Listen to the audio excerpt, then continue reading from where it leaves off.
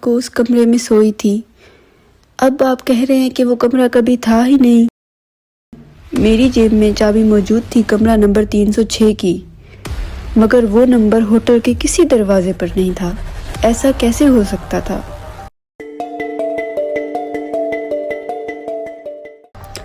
آج ہم جس کیس کے بارے میں بات کرنے والے ہیں وہ کیس ہے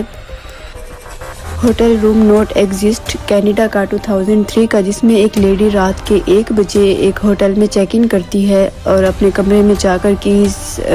لے کے اپنے کمرے میں جا کر سو جاتی ہے، اور جب وہ صبح اٹھ کر ناشتے کے لیے نیچے جاتی ہے تو وہ کیا دیکھتی ہے واپس آنے کے بعد کہ اس کا کمرہ وہاں پر ہے ہی نہیں۔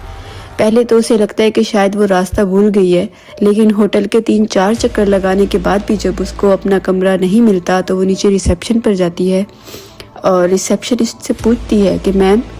کیا آپ پلیز میرا کمرہ ڈھونڈنے میں میری ہیلپ کر دیں گی، جس کے جواب میں ریسیپشنسٹ بڑا مسکرا کر کہتی ہے کہ میم آپ کو کوئی غلط فہمی ہوئی ہے، اس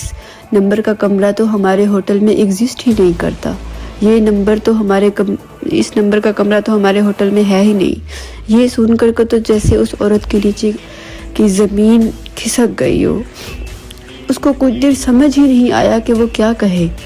کیونکہ اس کو بہت اچھے سے یاد تھا کہ کس طرح وہ رات کو 1 بجے اس ہوٹل میں اس نے چیک ان کیا، اپنے کمرے میں گئی، اپنا سامان رکھا، فریش ہوئی اور سو گئی، اور صبح جب وہ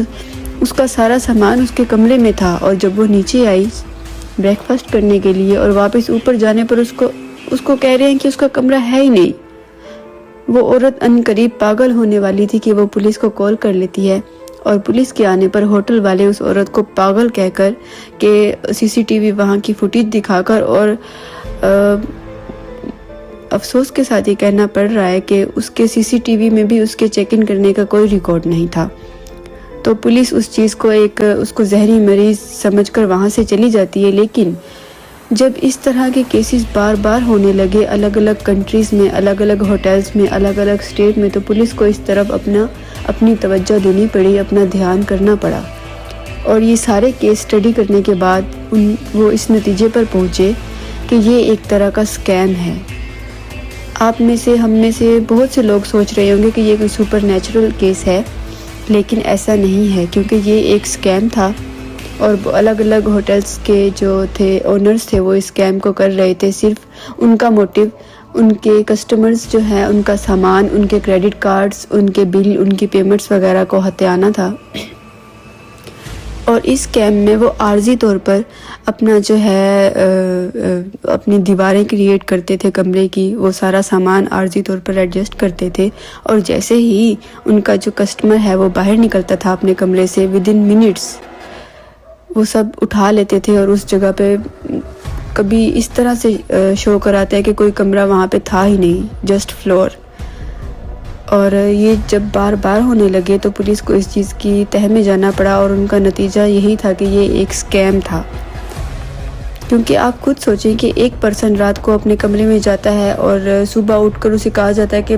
ہیلو، آپ اس کمرے میں، آپ اس ہوٹل میں آئی نہیں، اس نمبر کا کمرہ یہاں پر ہے ہی نہیں، تو کیا گزرے گا آپ پر؟ اس طرح کی سچویشن میں آپ کیا کر سکتے ہیں؟ اگر آپ کے ساتھ اس طرح کا اسکیم ہوتا ہے تو آپ کیا کریں گے؟